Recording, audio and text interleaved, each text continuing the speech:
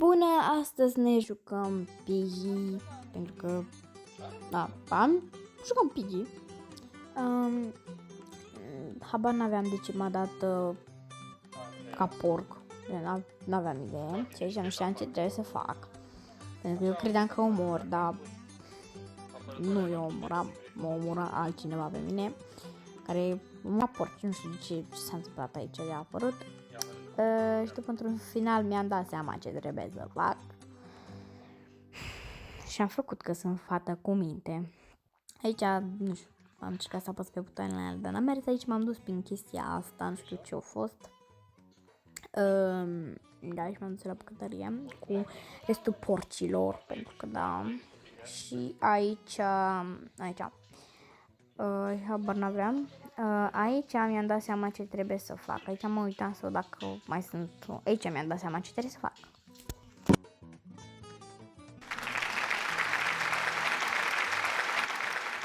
Bun, și am plecat pe altă mapă.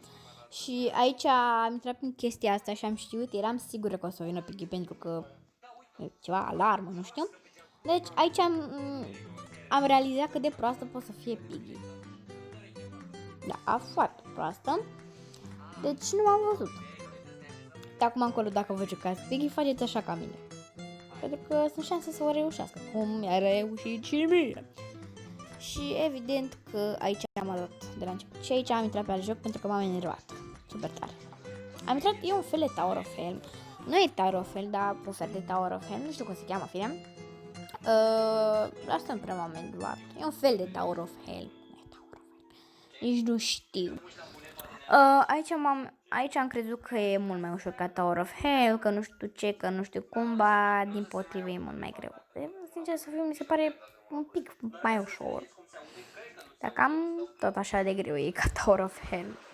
Aici încercam, nu aici, am vrut să plec de pe alt. Sar, aici o să vă las să vă uitați.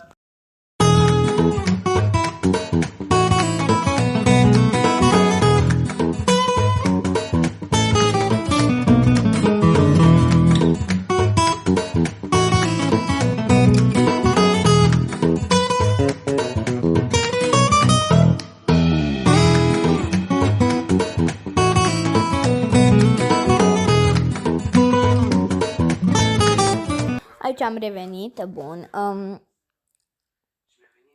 Deci, vedeți câte încercări am reușit.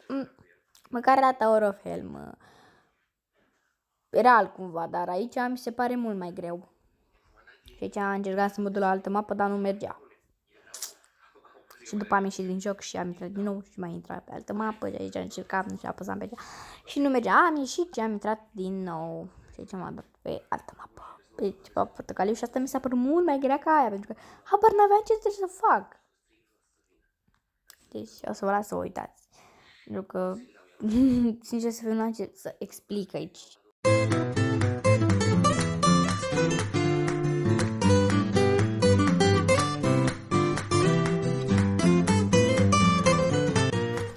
Bun, și mi s-a dat ceva să de la început și din am ieșit și am intrat din nou.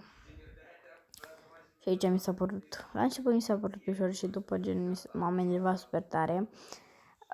Am crezut că o să joc un joc prima dată, după am jucat două jocuri și după am crezut că joc două jocuri, nimic, după 3 jocuri și după 4 jocuri. S-ar putea ca următorul clip să fie cu un joc, nu cu 4000. Da, o să vă las să uitați, pentru că iarăși, după cum am zis, nu prea am ce să explic aici.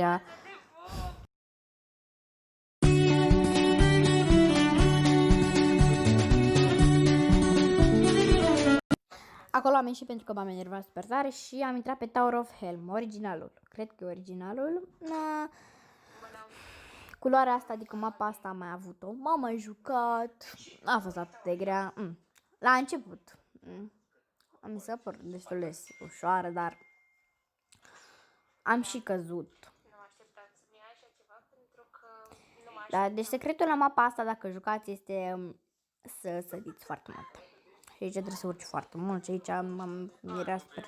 Și am căzut și eu nu mă las, deci nu mă las. Eu sunt tare și nu mă las, eu nu m-am lăsat.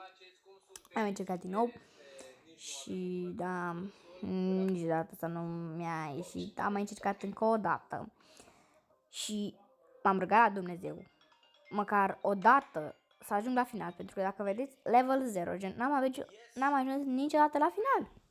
Și mi-aș dori foarte mult să ajung la final, gen, dacă aș ajunge la final aș fi cea mai fericită. Deci nu știu ce se întâmplă pentru că n-am ajuns niciodată. Da, aici iarăși urcam sus, aici nu, chiar atât de proastă să fii, să nu știi să urci niște scări pe bune. Și aici mi-era frică să nu cad peste aia sau ceva, nu știu. Aici, nu știu, deci îți dă impresia că mor, dar nu mori. Și aici eram foarte fericită și în sfârșit trecusem gen la următoarea culoare, dar finalul a fost ceva cam trist. Da, aici mi s-a părut, deci era prea mare distanță și aici am ieșit. Da.